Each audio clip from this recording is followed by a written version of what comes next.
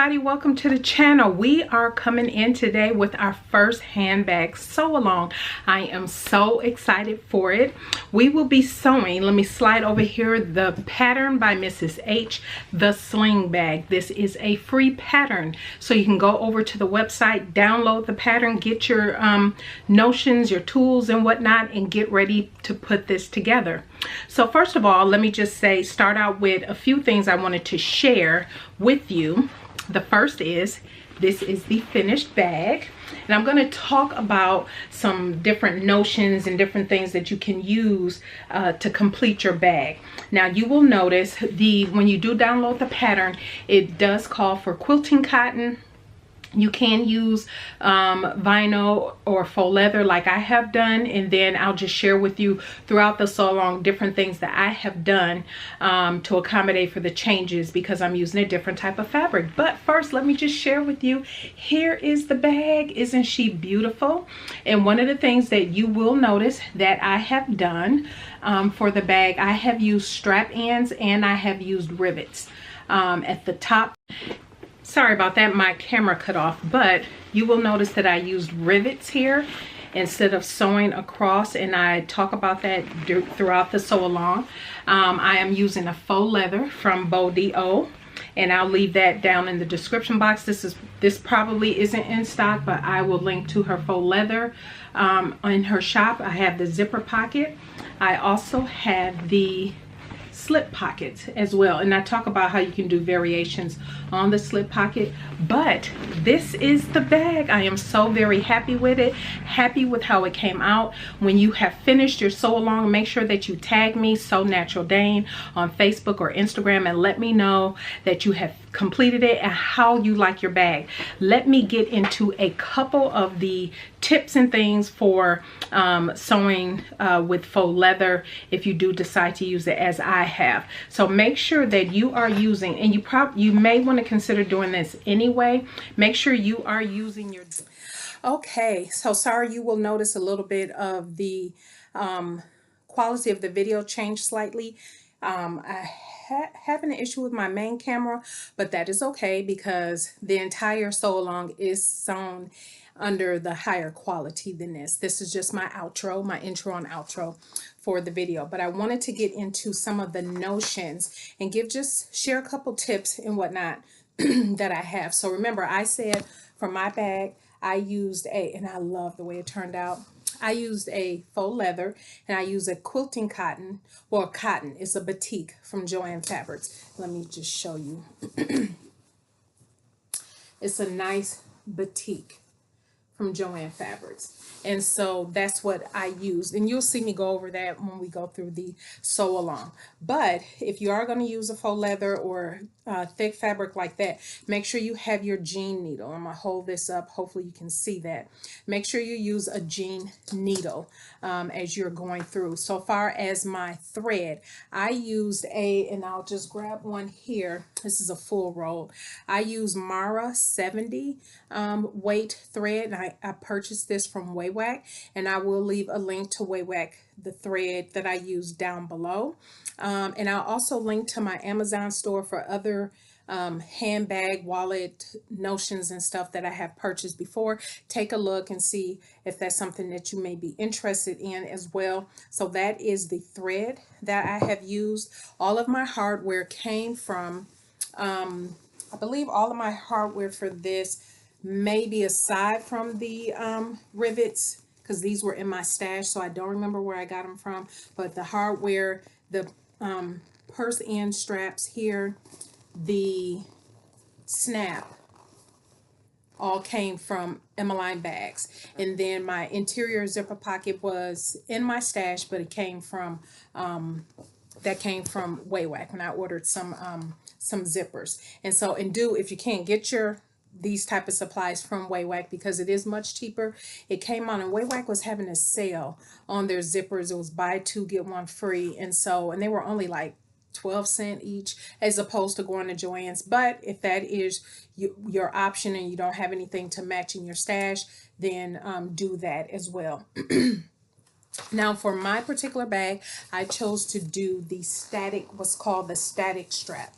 So the static strap is, it doesn't go through the slider. What I have learned in the past from working with the faux leather before is that if I were to double this up and try to make it go through a slider, it wouldn't go. So I only fold mine over once, did the static strap, and I'm perfectly fine with it. You will see in the video, I'll walk you through how I had to do piece my strap together. I shared that in the sew along because I didn't have enough of the faux leather to do the full length. The pattern calls for a 32-inch in length for your static strap. Your adjustable strap is longer, which is notated in the pattern, and so that was easy to do. Now, finishing off, this is the back of my bag. So you will notice, let me just show you. So when it folds over like this. So I made sure the front of my strap was the fold piece, and the back would be towards me when I'm wearing it. And what I've done is, if you have the OD code, I've never used that yet. I still need to purchase some one day. But for the time being, how I concealed that raw edge, or at least covered it up, was using a marker, a Sharpie that I had close to this color, and I just colored it in. That's all I did. Even for the underneath pieces here, I just colored that in so you wouldn't see those raw pieces. I absolutely love this bag every time I peek at it. And so you just want to make sure that you take that in consideration if you're using the adjustable strap or the static strap. Again, I use the static strap because the faux leather is hard to double over like that and run through the slider, at least I have found. So yeah, that's something you want to consider. You also want to just make sure your strap is the length that you're comfortable with. Now, in the pattern, it calls for a 32-inch length strap. And what I did was, you can use a measuring tape and just put it across your shoulder. See if you're comfortable with that length. Do note that you do turn a part of that under here. So you will lose a little bit of that length, and see if you're comfortable with that. If you are, perfect. If you think you might want it longer, more sling body, make it longer. And so those are just some things that you want to think about. And also for the, I think I talk a little bit about, yes, I do, about the side tabs and the adjustments I had made to the bag as I was sewing it up. Anything like that is talked through in the actual sew along, so you will have that information in there as well. But I am very happy with how it turned out. This bag is absolutely, now see, this is going to be my new bag. I actually was thinking of needing a new bag to carry, and this is going to be it. And actually it's going to match a future outfit I have coming up. And so yeah, so if you have not subscribed, go ahead and subscribe. I thank you everyone for tuning in and following the sew along. Once we transition into the next part, it will be starting out from cut to finish, and then you will have your bag. So thank you everybody for tuning in, and enjoy. Okay, bye. So here are the pattern pieces. Like I said, very simple pattern pieces. There will be some pieces you will need to cut out, but first you want to just start with printing off the two pieces that you have for the outer, which will also be used for your inner as well. And so what I'm going to do is go ahead and cut around the black box. Make sure that you have printed this at 100%, and also measure the box. Make sure it's 1 inch by 1 inch, and then go ahead and cut your pieces out. And what you're going to do is overlap here and tape these pieces together. I will show you what I mean shortly.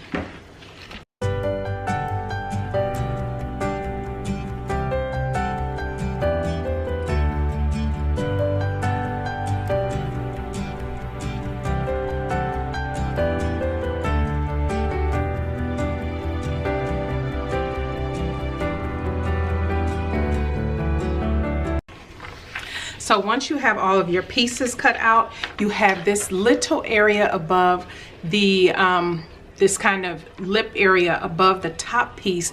You want to make sure when you tape these two pieces together, and you do see the fold line at the top, you just want to overlap those over that entire lip area. And you just want to tape that together.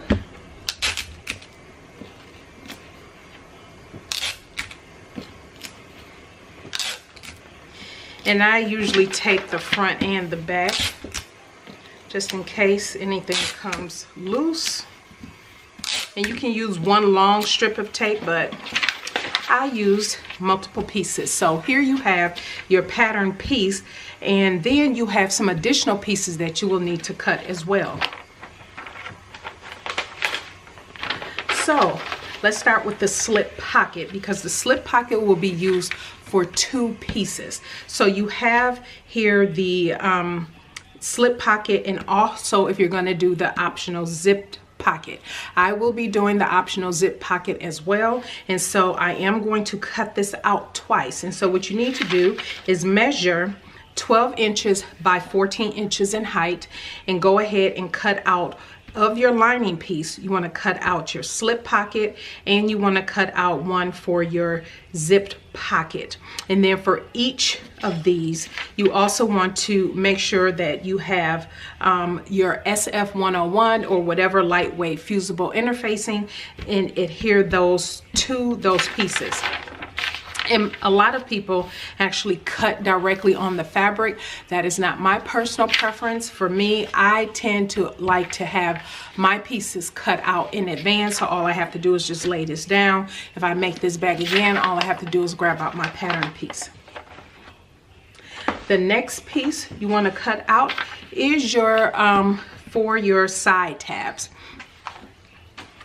The side tabs are measured as 6 inches by 4 inches, and this you can use in your external fabric, or you can use this as your contrast fabric, whatever you like to do with your side tabs. Again, I measure mine out and have my piece ready instead of measuring on the fabric.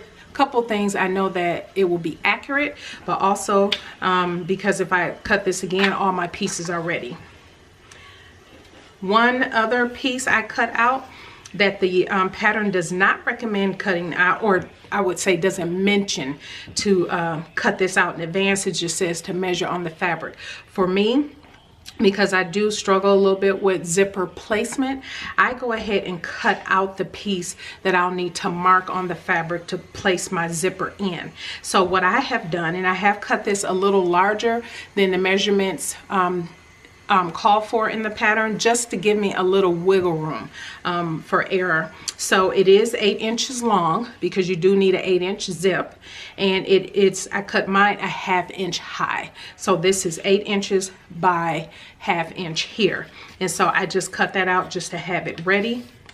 And you only need an 8-inch zipper. Mine is a little longer than 8 inches. I will cut this down to size when it's time to get to that part. Now, you will also need your all of your tools. So make sure you have all your notions.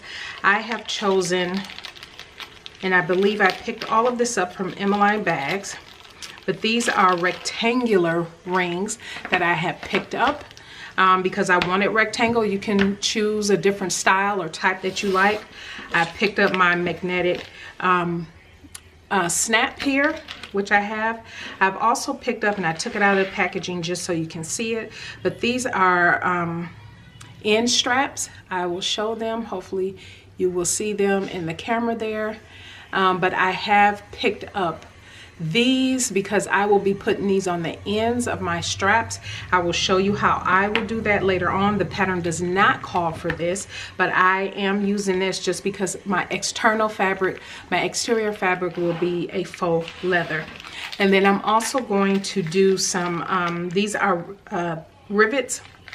I'm actually going to use these. These are 9mm by 8mm, also from, I believe I picked these up from Emmeline Bags, but I will be using these instead of stitching around the tabs as is suggested in the pattern, just because I'm using a thicker exterior fabric.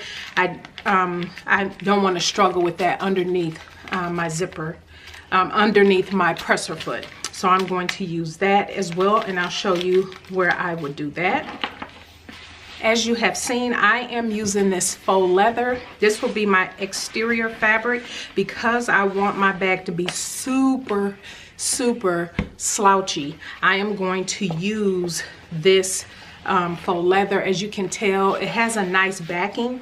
So for me, the pattern does call to cut out 2 outer and 2 lining for your main piece, this piece here. However, and it also calls for fusible fleece and lightweight interfacing. So for me, because of the drape of this faux leather, I am not going to use fusible fleece. However, for the lining pieces, I will use the SF101 as my interfacing. And also I'll be using this same fabric for my strap. Now again, because this is a faux leather and the pattern calls for you to do multiple layers of this once you fold everything together, I am going to use a static strap.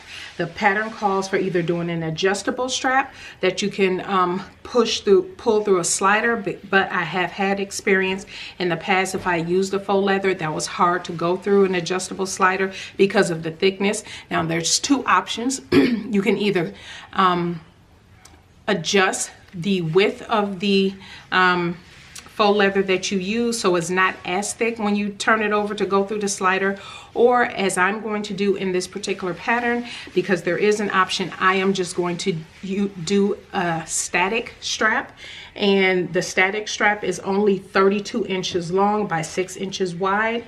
If you do the adjustable strap, if you're doing fabric as opposed to faux leather for your entire bag, you can go ahead and cut out 44 inches by 6 inches. I do not cut out the pattern piece for that. I just measure that on the fabric and use that typically if I'm going to cut out a strap, which I will do for my static strap. So the inside of my pocket fabric will be this navy blue. This is if you can tell, it's a navy blue colored cotton fabric that I've had from Joann Fabrics. This, if I did not mention, was from Bo.do. I will leave links to everything in the description box, except for these next 2 fabrics I show you, because I picked these up from Joann Fabrics. This was in my stash, but I picked it up from Joann's, I don't know, months ago. So I already have it. So this is a perfect bag to dig out your scraps and use your scraps for your bag. And that goes for your pocket as well as for your lining fabric. This here is a beautiful, and I thought it contrasted well with this. This is a beautiful batik, also from Joann Fabrics, that I will be using for my lining and as well for my slip pocket. So there you have it. These are all of the tools and different things that you will need to get started. We are going to go ahead and move into the next phase where we put our strap together and our side tabs together.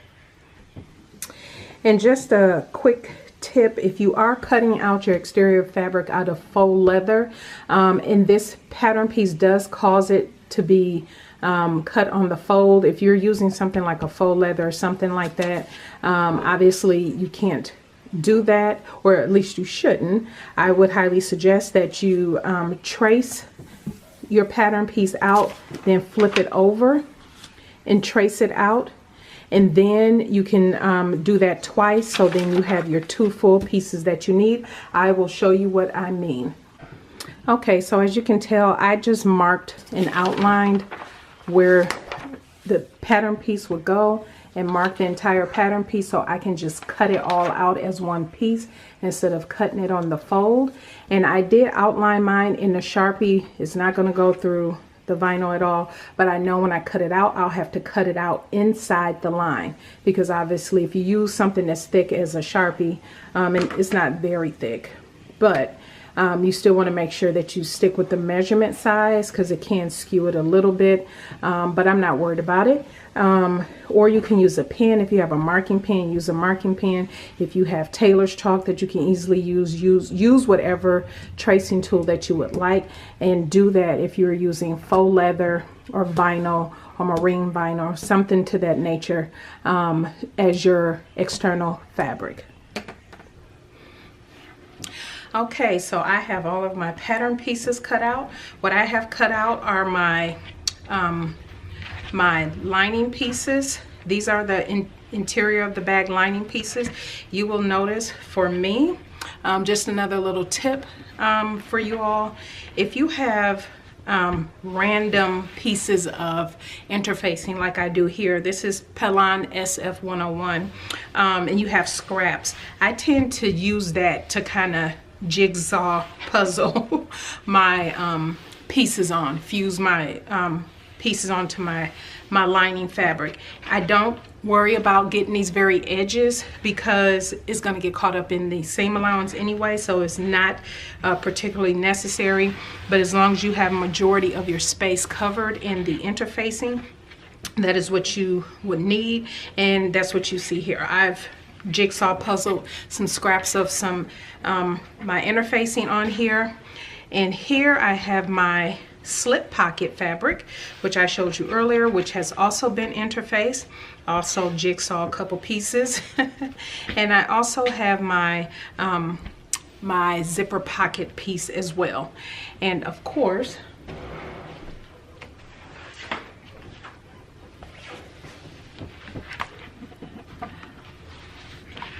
I also have my exterior pieces. So 2 large exterior pieces, you have 2 lining pieces, you have your zipper pocket, you have your slip pocket, and you are all set. And don't forget to also your strap. I have a tip. When you are measuring to make sure that that strap length is good for you, you can use a measuring tape and kind of go across your shoulder and see how long you want your strap to be. This one, the static one, is 32 inches.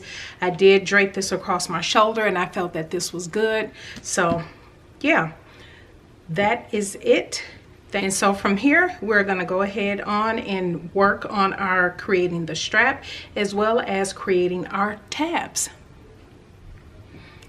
Okay, we're going to work on the strap. However, if you did not have enough fabric to create one length of strap, you can piece your strap together. And so actually there was a tip about this in a different pattern by Mrs. H, and so I'll just share it here because I did need to do it for my Bodie O. I didn't have enough in length, so I did have to piece my strap together. So what you do is cut the width of your strap, and I'll talk about this also, but the width of mine is a little shorter only because I didn't have enough of the fabric width-wise. So mine is actually 3 inches wide and 18 inches long, but that's just the adjustment I made, times 2, which is 36 inches.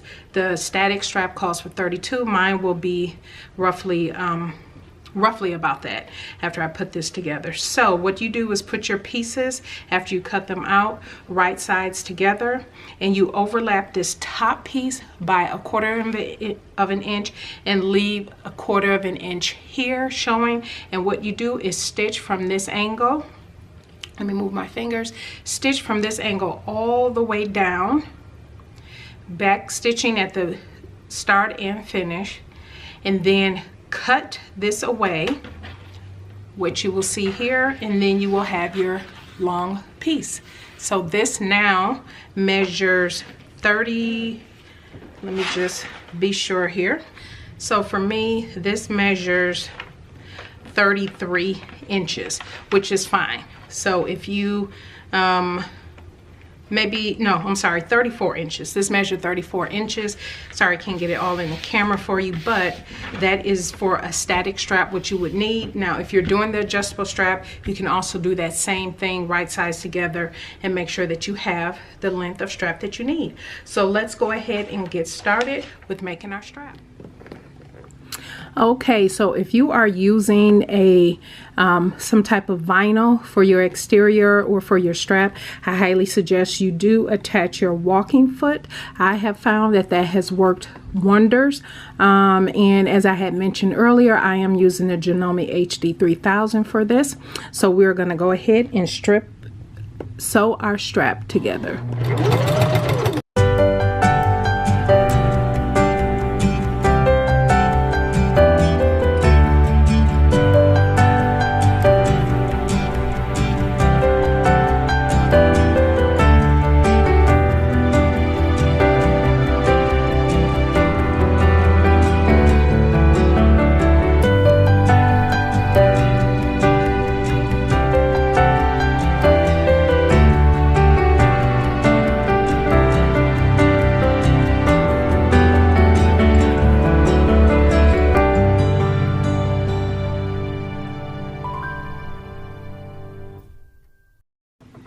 And so we have our strap. Now if you have a section here like this, because the way I cut this, I'm just going to even this up with my rotary cutter, and just to even that little bit up. If you have something that's a little over your edge like this, don't worry about it. It's no big deal. You can just even that up with that little piece there.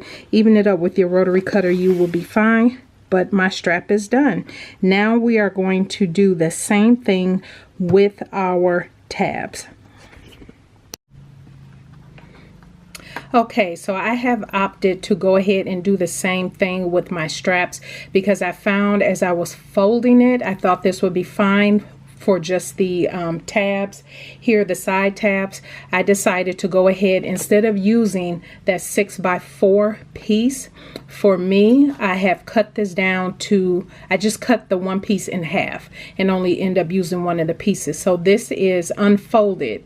It is 3x4, so this is still 4 inches across, and then this is 3 inches. So when it goes through here, it will still go through well. Yes, you will have these raw edges here on the end, but I'll show you at the end how I will take care of that. So what I am going to do is go ahead, just as we just did with the strap, we are going to top stitch all the way around at that 1/8 inch, all the way around, just as we did the strap. And then we're going to feed it through. Oops, sorry about that. We're going to feed it through here. I am not going to top stitch all the way around, because then once this is folded, that is quite thick. I am going to use a rivet here instead, and so I will show you when I get to the rivet section. But this sewing this part around is exactly the same as we did the strap, and then we will move on and I'll show you quickly how I attach my rivets. Okay, so here is my strap. If you are following the directions on page 5, you would do the same thing like I said with the strap when you fold it over, but when you thread it through the ring, I'm going to thread it through the ring. If you're using fabric for this, you would line this up like this.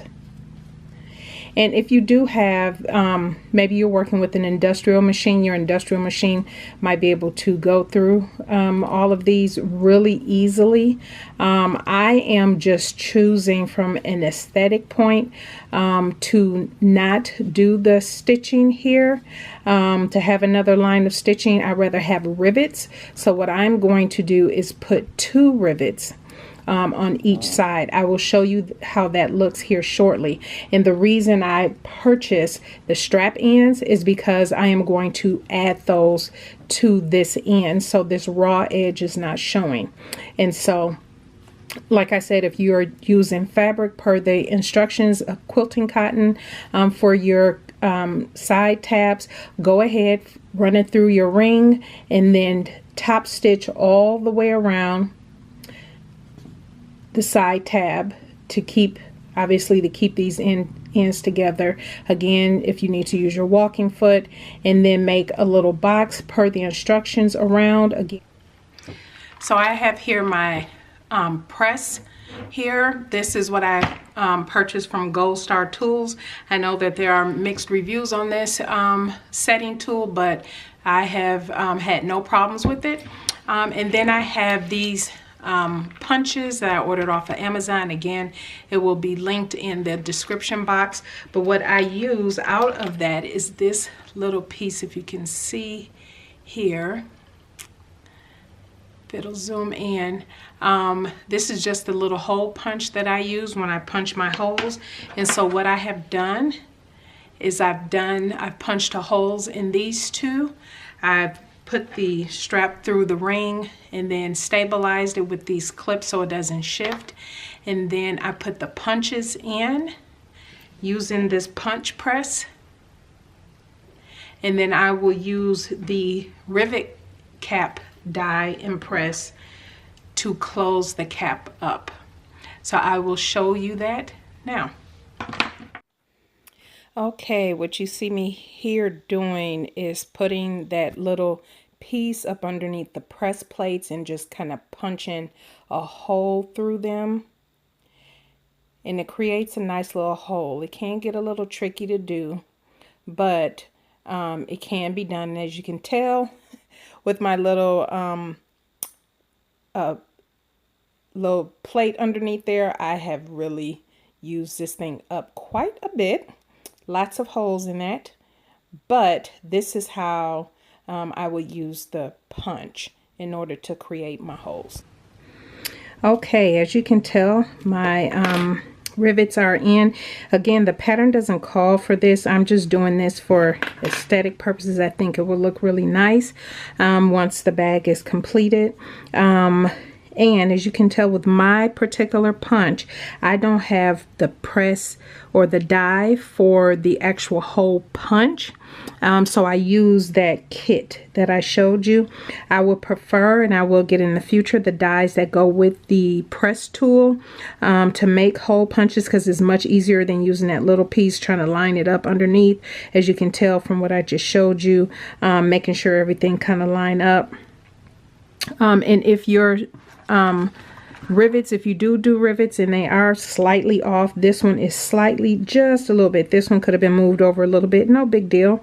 Don't worry about it. No one is really going to be able to tell except for you. But now your side tabs are all complete. We are going to move on to creating our zipper pocket.